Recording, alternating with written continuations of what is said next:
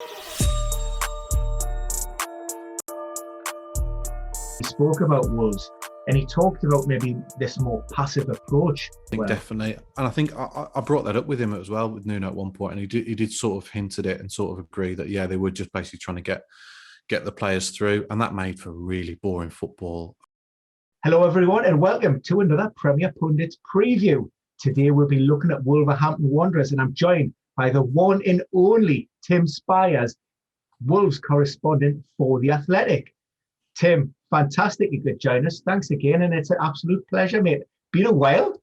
No, how are you doing? It's been a while. I'm good, mate. Yeah, football is back.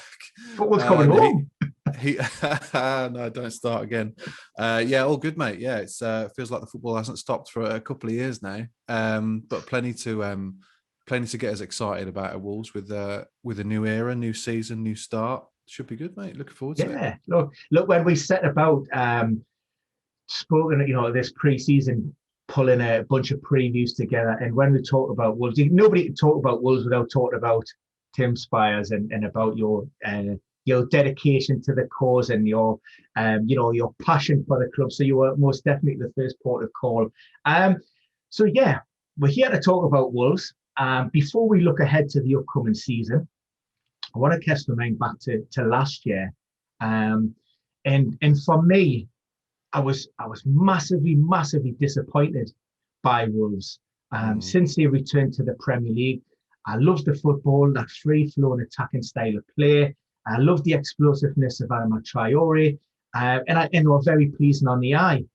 And then come last season, there was lots of talk around, they weren't involved in European football. Of course, they hadn't qualified for the Europa. So they had that, the opportunity to get the time in on the training pitches, prepare for the Premier League game, and really seen this as an opportunity to kick on and maybe take Wolves on to the next level. And for me, that just didn't happen. Am I being a little bit harsh there, given, and we will discuss things around the injuries, but on the whole, do you look back on last season as being a little bit of a disappointment for you? Yeah, absolutely. That was my expectation as well, because I know how much Europe had played a massive part in the previous season in terms of the impact on the domestic side of it as well. They had the smallest squad in the league, and they played 59 games. And yeah, without Europe, it was kind of seen as sort of maybe a slight blessing in terms of how it would affect their Premier League form. But it turned out to be the complete opposite, really. And it was a season to endure, to be honest. And there weren't many, you could kind of count on one hand the sort of memorable matches and moments. And if you compare that to the two previous seasons, the amount of glorious victories that will live with Wolves fans, forever, really. The victories over the big six they had in the previous 2 years, and there was hardly any of that. And they started on the back foot from day one, and they made a decent start, but never really got anywhere near the levels that they'd shown the previous 2 years. Some of it was of their own making, for sure. Some of it was sort of out of their hands, I think, and certainly the empty stadiums, I think, affected them more than most. It's so hard to judge and so hard to quantify which teams were affected by no fans, but I certainly think that the link that the crowd had with the team and with Nuno, with that broke, and it was no coincidence that the intensity was just completely devoid throughout the season. And yeah, like I said, they started on the back foot. They'd come off the back of a 59-game season with the smallest squad in the league, a season that had spanned 13 months. And then 30 days later, they're starting again, having had an international break in those 30 days. So a lot of the players came back just absolutely knackered, mentally and physically. They managed to grind out some good results early on, and they were sixth in the table in November, which is easy to forget. But then Jimenez's injury was just the start of the wheels falling off, the first of many injuries. Jonny, Boly, Podence, Marcal, Neto, then at the end. And I think Jimenez's injury and the way it came about, people remember how sort of shocking and shocking it was, and so hard to see. And I feel like it impacted on the players mentally, and they'd always been really good at defending set pieces. And after Jimenez's injury and the way it came about, with the head injury, it was no coincidence to me that they stopped attacking the ball in the box from defensive set pieces as they had before. So I think I think that had a knock-on effect as well. And then Nuno started to change formation, which was just crazy in hindsight and didn't work. But there was a feeling within the club, that 13th was actually pretty good, considering all the things that had gone wrong and all the mistakes that had been made. They'd actually done pretty well to avoid a relegation scrap, with all the injuries, the fatigue, the lack of squad depth, which is completely their own fault, and no fans. So, it really won't live long in anybody's memory. I've forgotten it already, mate. To be honest, it was really boring. I mean, maybe we'll support us, or maybe we've been spoiled by those two previous, top 7 finishes. In those levels of expectations, you always expect you're going to move up to the next level. But for me, one of the biggest disappointments watching early on, I think the loss of Matt Doherty on the right-hand side and that link-up play with Adama Traore, that was a big miss. But I also had a conversation with a highly respected journalist, and he spoke about Wolves, and he talked about maybe this more passive approach to their play early doors. And he suggested that because of the quick turnaround between the seasons and that lack of a pre-season and players already entering the new campaign with that both psychological and physiological sort of fatigue, that Nuno almost took a step back and didn't want to burn his players out early doors, and it was more that conservative approach to try and ensure that players didn't suffer burnout, didn't suffer too many injuries, and not able to maintain that longevity throughout the campaign. I mean, is that something that you sort of seen for yourself, and maybe is that one possible explanation as to why things didn't go? I think definitely, and I think I brought that up with him as well with Nuno at one point, and he did sort of hint at it and sort of agree that they were just basically trying to get the players through, and that made for really boring football. I mean, especially for fans at home sitting there wanting to be entertained. Most of them, some of them were switching off after half time or 70 minutes. It was just even the victories were dull, to be honest. So I think there was a case of just trying to get the players through it. I think the whole club were like, let's just get through this season, and hit the reset button this summer and go again. But to be fair to Nuno, I think he accepted and addressed the things that were going wrong, in terms of style of play, and in terms of squad depth, and he was looking to sort of address those this summer. But then there was a feeling from the hierarchy above that things needed freshening up, for not just the players, but for him as well. And you can certainly feel a bit of a bounce around the club now, and a bit of excitement about the new season, which if Nuno was still in charge, maybe wouldn't be the case. So we'll see. It's a risky move, to change head coach.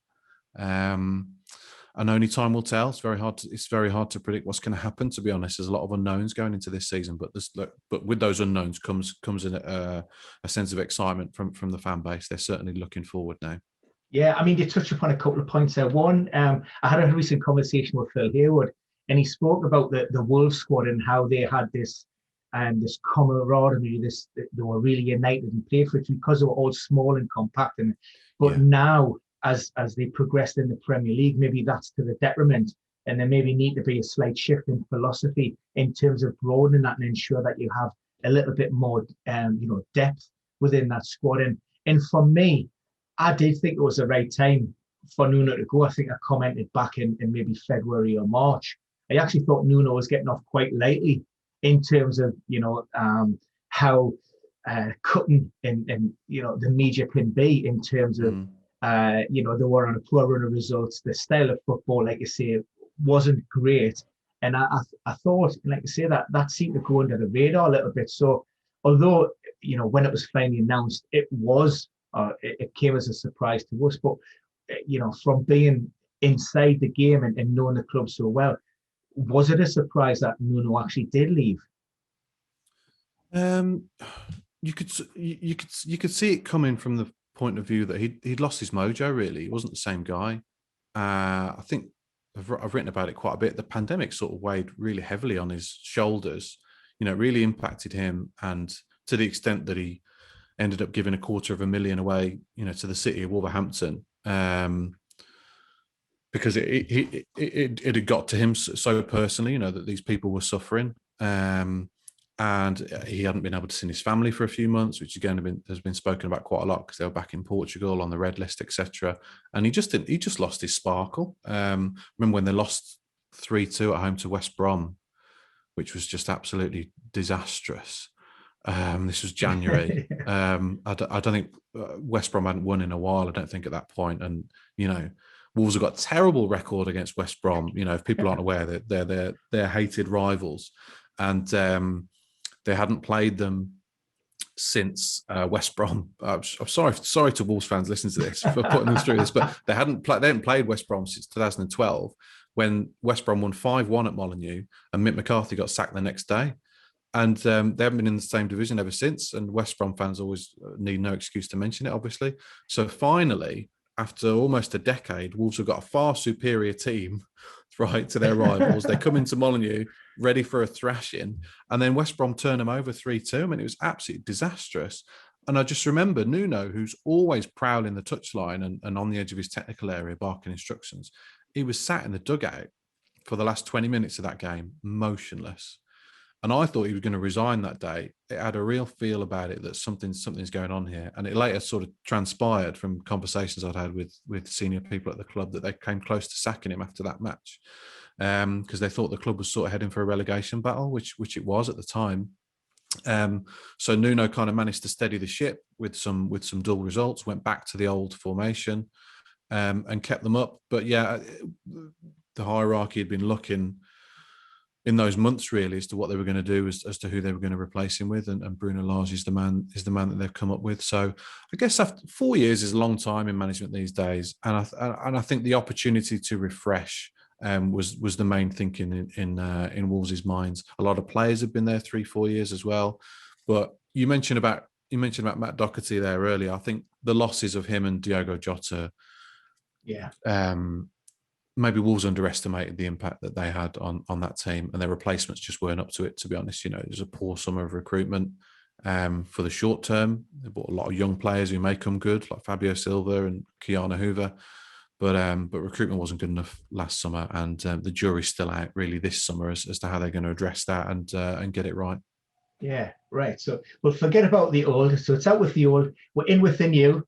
Let's see if I can get this one right. Former Benfica boss Bruno Lage. We had this before. Oh, Lage. I'd say Lage or Lage. But for the fans, it'll be Lager, because they want to sing that Born Slippy song, Lager. There's been quite a few tweets about that. So Bruno Lage. And you even told us before we came on, and I helped to pronounce it. And you know what? The pressure of having to deliver are buckled. You've smashed it, mate. But Bruno. Yeah, Bruno. Well, that's it. And all the songs can just change from Nuno to Bruno. So that's it. Seamless. So what can we expect from the new Wolves boss? I mean, at the time of recording, we've only had one pre-season friendly, which was against Crewe. Early signs look to be good at positive changes. Certainly Wolves playing on the front foot, attacking, high press. 4-4-2, but maybe through that attacking phase, maybe sometimes even a 4-2-4 with the full backs really pushing on. Is that a sign of things to come? Certainly the attack-minded football. I mean, in terms of formation, I think we'll see. At the time of speaking, they've played one friendly, 4-4-2 at Crewe, but they had 11 first-team players out, and proper first-team players, new signings, and all the guys that have been at the Euros. So whether he plays that formation when they're all back remains to be seen, but that is the formation he played at Benfica. I know that he wants to be flexible with his formations and have at least a couple to his disposal, as is the sensible thing to do. So yeah, I mean, for people who don't know much about him, and I'm sure most don't, he's been a very successful coach for 20 years, basically. He wasn't really a player. He was sort of a youth player. Got into coaching when he was sort of 21. And he's spent time at a variety of clubs in Portugal, mostly with young players. But it was at Benfica where he started to make his name. He worked in their academy for 8 or 9 years in his first spell, worked with a lot of very sort of high-profile Portuguese players like João Cancelo and Ruben Dias and Edison, I think, as well, and Bernardo Silva. He knows all of these guys. and then went away from Benfica in kind of 2012 sort of time to work in Abu Dhabi. And that's where he met Carlos Carvajal. And they sort of struck up a bit of a friendship, the former Sheffield Wednesday manager. And when Carlos Carvajal got the Sheffield Wednesday job, he took Bruno Lage with him to Hillsborough. And then when he moved on to Swansea, he moved with him there as well. So he's got 2 or 3 years of experience of working in England already. And then after Carvajal left Swansea, Lage went back to Benfica to coach the B team and was doing a very good job. And then the Benfica manager got sacked and he got handed the job halfway through the season, 2018-19, I think it was. And for the second half of that season, they produced. He basically, because he knew the youth players so well at Benfica, he brought a lot of them into the team. So he basically, João Felix was his sort of protege. Felix had already made his debut by this point, but he was sort of mostly on the bench. Bruno Lage said, I'm going to change formation to 4-1-4-4-1-1, and João Felix is going to be my star in the whole, and we're going to build a team around him. And João Felix then went on an incredible run of goals and assists for the rest of the season. And by the end of that season, he was moving to Atletico Madrid for, what was it, £114 million. So Bruno Lage has played a huge part in the meteoric rise of João Felix. And Benfica romped to the title. They, I think, produced the best second half of any season in Portuguese top flight history. Scored an unbelievable amount of goals, including a 10-0 win and 5-0, 4-0, 4-1, 5-1 wins. A string of attacking football, scintillating it was. They romped to the title. And then second season is where it sort of started to stall a little bit. He carried on that momentum until Christmas. But then after Christmas, they sort of fell away. They had one of the worst ever runs in Benfica's history, as opposed to the best in the first season. In the second season, he oversaw a run of 2 wins in 10, which is disastrous for a club like Benfica in the Portuguese league. And they ended up finishing, I think, second, and he left at the end of that season. So he's had 18 months as a manager, basically, at a club he knows very well. Now, the risk in coming to a club he doesn't know very well, with not much managerial experience, is it's just a risk. It's a risk, full stop, really. But what Wolves like about him is his style of play, very attacking on the front foot, between the lines, and the way he's brought through young players. João Felix being the prime example, but there were a number of others as well. So yeah, from what I saw at the first friendly at Crewe on Saturday, I mean, they lost 1-0, but it wasn't about that. It was more about trying to implement the style of play that he's had on the training ground for the first couple of weeks, which, as he suggested, is it's high press, it's high line, it's playing between the thirds, it's fluidity in attack, fullbacks offering width, a mixture from the keeper of playing it out from the back or going longer, players being given freedom to make their own decisions as to when to press, when to play it from the back, etc. So it's been very intense training, which I think we saw at Crewe because they were absolutely knackered after 20 minutes. And they're not used to pressing as well. Wolves are a low block team. Yeah. I think they're 18th in the league last season for in terms of pressing, and they don't play a high line. So big decisions to make as to whether the current squad or last season's squad can adapt to this new style of play, or whether they'll be bringing in a lot more players for the rest of the summer. So interesting times ahead. Yeah, I mean, you made a couple of great points, and typically our audience and our demographic are steeped within fantasy sports, and they're always looking for the next big thing, the next big player. And you mentioned that Bruno Lage, just Bruno. Bruno, his work with the youth team at Benfica, and has that maybe been reflected in his recruitment so far at the club? And of those players who are coming in, young players, from outside of the Premier League, are those players that you would expect to maybe have an impact, have more of a maybe a bit part role? I'm talking about Trincao, 21-year-old from Barcelona, Yerson Masquida, Colombian defender, 20-year-old. I know he's nailed down Ignori now on a permanent contract. Mm-hmm. And also, I mean, where we're talking about new things, we'll have to touch upon, the new goalkeeper and the addition of Jose Sarr, who he knows from his youth days back in Benfica as well. So are those players, keep our exception obviously with Rui Patricio going, but are those young players, would they be expected to have a big part in the squad this season, or do you think that we're more with an eye on the long term? Of the four you mentioned, I mean, Sarr will be in goal. I feel almost certain about that. John Ruddy's the backup, and he's spoken publicly about really wanting to push for that number one jersey. But you feel that bringing in Sarr as Patricio's replacement, he'll be the number one. Yerson Mosquera, a very highly rated Colombian defender. I think they've mostly brought him in so he didn't go elsewhere. Because Man United and Man City had been sniffing around. He's 20 years old. He's played 20 games in his career. I don't see him coming immediately into the first team.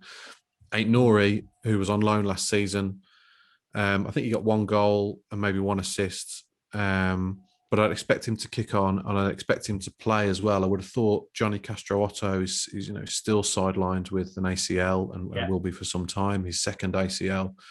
So and then Trincao, who's the most sort of interesting signing so far for me. Didn't really pull any trees up at Barcelona. But what Wolves are looking at is the form he showed the season before for Braga, which is his only really full season at that time, which earned him this £28 million move to Barcelona. He played 40 times for Braga, 10 goals, 10 assists. And to earn that move, and with the stars they've got at Barcelona, I think he found it hard to get a run in the team. Griezmann, Messi, and Dembele. It was hard to get a run of games, so he didn't do himself justice there. However, they think he's got an awful lot to offer, and will fit Bruno Lage's style probably a bit better than Adama Traore, which is the interesting one for me, is to see where he fits in. But if you're looking at attacking talents who are going to shine for Wolves this season, I mean, Raul Jimenez looks ready to return to me. And then Pedro Neto was unfortunately out until sort of October time with a broken kneecap. But I mean, he's an absolute superstar who can go wherever he wants in the game. I mean, he's that good. And with this new attacking style that Wolves are going to implement, you'd be expecting them to score more goals than the sort of paltry 36. God, that just, I think there was only 4 teams had fewer returns in the Premier League last year. It was that bad. I was just going to say that Jimenez's absence was such a massive part of that. I think he scored 17 the year before, and they missed his link-up play as much as his goals, really. But with him back, there'll be a much more cohesive attacking unit this year. I get a lot of questions. I have been, obviously, Raul made a 33-minute cameo down against Crewe.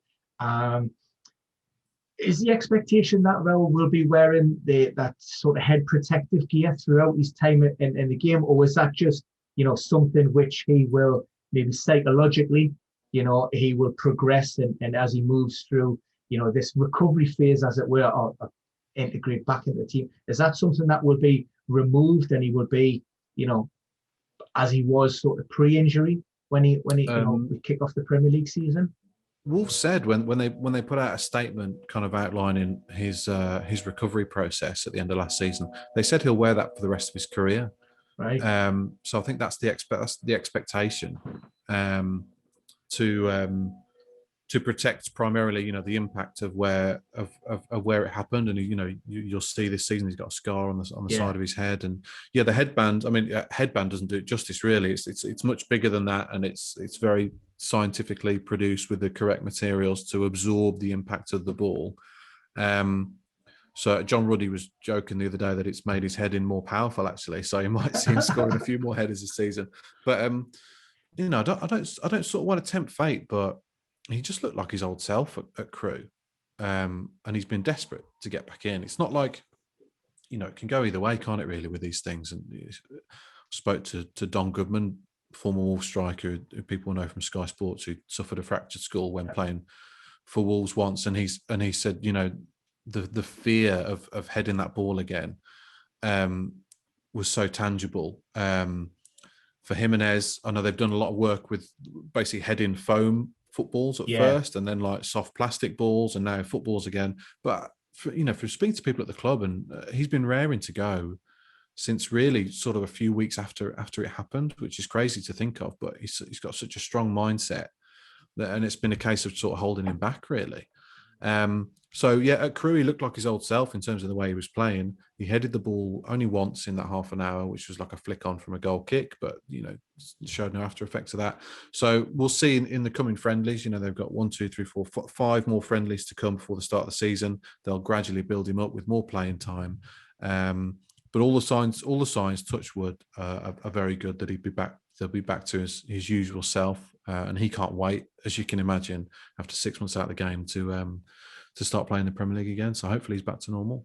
Yeah, and one name we haven't mentioned in that offensive third, as it were, is Fabio Silva. Arrived with a huge weight of a £35 million price tag, 18 years of age, thrown in at the deep end, really. Following that injury to Jimenez, and then William Jose came in January, and for me, Fabio was a little bit unfortunate at times because he looked as if he was getting up to speed with the Premier League, and in that role it's difficult up there by himself. But Nuno almost was insistent on going with Jose, even though he didn't necessarily merit on his performances. But can we expect more from Fabio Silva this season, especially if Lage goes on, with a 4-4-2, and Silva can maybe play in behind and off Raul Jimenez? It's a great question. Silva, Jimenez had played every single Premier League game, starting the vast majority of them, between signing for Wolves and that sort of fateful day at Arsenal last season when he fractured his skull. He played every single game. So I know it's a risk and obviously a massive mistake in hindsight, but Wolves were anticipating that Jimenez would play every game last season as well. And Silva would be brought in gradually from the bench. 18-year-old kid would be mentored by Jimenez and gradually be blooded into the team. But obviously Jimenez fracturing his skull meant Silva was thrust into the spotlight and had to play every week and was sort of flogged a bit really and expected to play the Jimenez role. And the Jimenez role is almost unique in Premier League terms in that he does everything. And he's so important to how Wolves play, not just his goals, not just his assists, but he's the first defender. He links the play beautifully. He's very intelligent. His movement is sensational. So asking Fabio Silva to do that was impossible. And I felt sorry for him because you add the price tag onto that and you had a few missed chances and people were sort of getting on his back. I like him. I really like him a lot. I thought he did great last season. His movement is as good as I've seen from any youngster.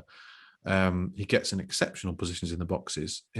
He just fluffed a few chances last year, which was probably related to his confidence as well. What we have seen, I can tell you, having seen him at Crewe on Saturdays, that he's been in the gym over the summer. He has bulked up, and I'm looking forward to seeing what he can do this season. What will be interesting to see is if Bruno Lage considers him a starter or not. I would say probably not at this stage. What's also going to be interesting is, does he go with a 4-4-1-1 like he did at Benfica? Who plays that João Felix role in behind? Now, Traore, Neto, obviously, and Daniel Podence weren't available for the first friendly at the weekend. So those are the players he'd maybe be having in mind to play off Jimenez. So we'll see. We know from his track record, and we know from what Wolves want from him, that Bruno Lage will promote and develop young players. So I'd expect to see Fabio Silva have a fairly prominent role this season, but probably not in the starting 11 at this stage, given the unbelievable attacking talents at his disposal. You think of Jimenez and Traore, Neto, Podence, Trincao, and Fabio Silva. It's better than most clubs in the Premier League, what they can offer in terms of attacking talent. So if Bruno Lage can get the best out of those while trying to keep a bit of a solid backline at the same time, then there's no reason why Wolves can't have a successful season and be back in the top half again. Yeah, look, brilliant. Before we wrap up, one question I just wanted to bring, it was Adama Traore, actually. Again, a player who had been linked. There's a lot of speculation about big money moves on the back of strong performances over 2019-20. Last season, it just completely went off the boil. I think he didn't get his first assist, his first goal until April. There were ongoing discussions about, will he need surgery on that shoulder? We've seen the cooking oil and the baby oil greasing it up. Obviously frustrated as well. He went to the Euros, didn't feature, didn't get the minutes maybe that he felt he merited. going into the new campaign, and we talked about that, you've just mentioned that João Felix role. We know Neto's out, and obviously Podence is recovering from a groin problem at the moment. Would the expectation be that Adama Traore is happy and will remain at the club? And is he a player that you would see starting under Bruno, considering his game? He's brought in Trincao as well. So is Trincao more of a backup or? Well, yeah, they're both playing the same position, really. They both favour being on the right side of a front line. Trincao cutting inside on his left foot, and Traore tending to head to the corner flag, as he does time and time again. So if Lage wants to play with inverted sort of wide forwards, then can Traore cut in from the left?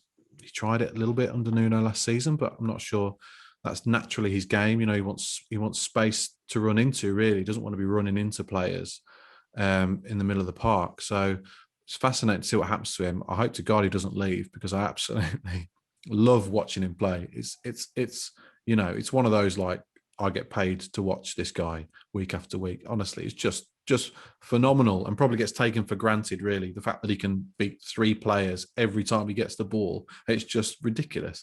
So I hope he stays. I love watching him play, and once he takes that next level, which I'm convinced he can do, he'll be one of the potentially one of the best players in European football. But yeah, interesting to see what happens. Expecting a big sale from Wolves this summer. They've got a low net spend. So if they want to fund more signings, then they need to make a big sale. Expecting that to be possibly or probably Ruben Neves. But Adama Traore has only got 2 years left on his contract, and negotiations sort of stalled last season. So if he's not going to sign a new contract, then with 2 years left on his deal, they may look to cash in. And I don't think they'll be short of suitors, because he's such an explosive, unique player. I don't quite see where he fits in to the formation that Bruno Lage played at Crewe. But like I said, with 11 players out, and he's very much going to be experimented at this stage. I wouldn't commit too much to that being his definite formation for the season. So yeah, we'll see. Traore can play all over the pitch and has done. He's played at wing back, he's played wide forward, he's played central striker. So hopefully, Bruno Lage has got a plan for him, because he was unlucky last season. As you say, no goal or assist since till March, April time, but he laid about 6 or 7 sitters on plates that were missed, and he missed his pal Jimenez that he used to just drop crosses onto the head of. I think they had the most goal combinations of any pair the season before. I think it was 10 goal combinations, so he missed him as well. He's never going to be a goal scorer. It's just not his game. He's only ever scored 5 in a season in his career, but he can certainly offer a lot to this squad going forward.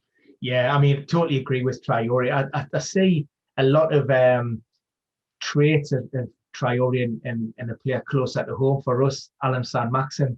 I see him as maybe a Traore 5 years ago. He's got a lightning burst of pace. Just needs to refine that final pass, but if you come anywhere near the player Traore has done, then Newcastle have got a great player on their hands. But listen, Tim, it's been absolutely fantastic. Brilliant. Love your insight onto Wolves. I know why you are top of the list to speak to. There is no better in the business, my friend. That's Tim Spiers, Wolves correspondent for The Athletic. Thanks again, and thanks for watching. If you have any comments, pop them in the box below. We do read everything, and we try to respond as many as possible. But for now, that's the Wolverhampton Wanderers preview done. Cheers.